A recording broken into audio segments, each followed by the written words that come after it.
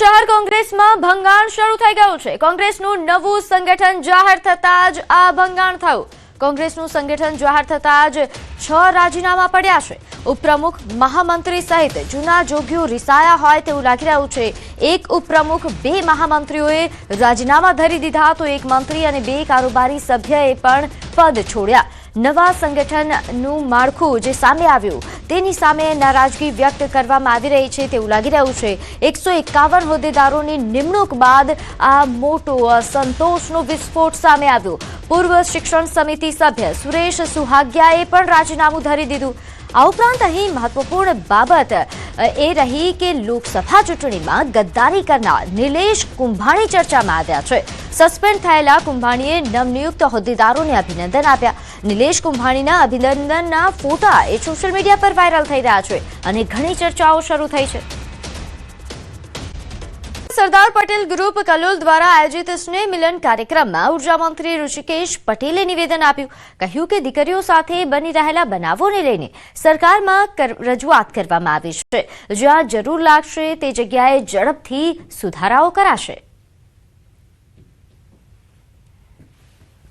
ભૂપેન્દ્રભાઈ પટેલ સાહેબ સાથે અમને વાતચીત કરી છે ને જ્યાં શક્યતાઓ છે ત્યાં તમામમાં સુધારાઓ કરવાની ખાતરી પણ આપી છે, જેથી કરી આવતા સમયમાં દીકરીઓ જે સ્લીપિંગ એજના અને સ્લીપિંગ એજ સમય જે બનાવો બને છે એ પ્રમાણમાં ખૂબ ઘટી જાય એ પ્રકારની ખાતરી આપી છે। આગામી સમયમાં ખૂબ ઝડપથી સુધારા તરફ સરકાર આગળ વધી રહી છે। ધર્માંતરણ અંગે નીતિન પટેલનું મોટું નિવેદન સામે આવ્યું। તેઓએ કહ્યું કે આપણે ઘટી રહ્યા છીએ અને ખ્રિસ્તીઓની સંખ્યા વધતી જાય છે।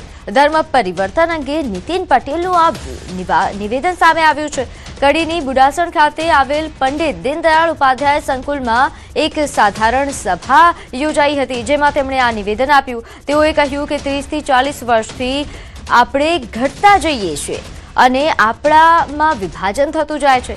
એ ફૂસલાવીને, હાથ ફેરવીને, પટાવીને ધર્માંતરણ કરાવતા લોકો છે। હિન્દુ ધર્મ ઉપર આપણે વર્ચસ્વ જમાવવું, આ વર્ચસ્વ જમાવવા ખ્રિસ્તીય મશીનરી બહુ જ ચાલાકીથી ધર્મ પરિવર્તનનું કામ કરે છે।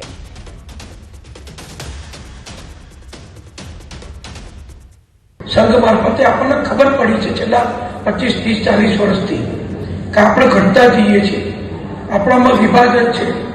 ખ્રિસ્તીઓની સંખ્યા વધતી જાય છે, વસ્તી વધતી જાય છે। મુસલમાનો વળી એક જુદો વિષય છે। ખ્રિસ્તીના મુસલમાનના વિષયને બહુ સીધો સંપર્ક કરવાની, જોડવાની બહુ જરૂર નથી, 2 અલગ વિષયો છે। એક આતંકવાદીઓનો પક્ષધર છે, દેશદ્રોહીઓનો પક્ષધર છે, હિંસક લોકોનો પક્ષધર છે, અને એક ફોસલાઈ હાથ ફેરવી પટાઈ અને ધર્માંતર કરાવનારા લોકો છે। બેનું લક્ષ્ય તો એક જ છે કે હિન્દુઓ ઓછા કરવા, હિન્દુ ધર્મ ઉપર આપણે વર્ચસ્વ જમાવવું। આ વર્ચસ્વ જમાવવા ક્રિશ્ચિયન મિશનરી એ બહુ સિફતપૂર્વક, બહુ સલુકાઈથી એ ધર્મ પરિવર્તનનું કામ કરે છે। કપડા આપે, ભણાવે, દવાખાનું કરે, નિશાળ કરે, હોસ્ટેલો કરે, અને પેલા લોકો એમની રીતે હિંસક રીતે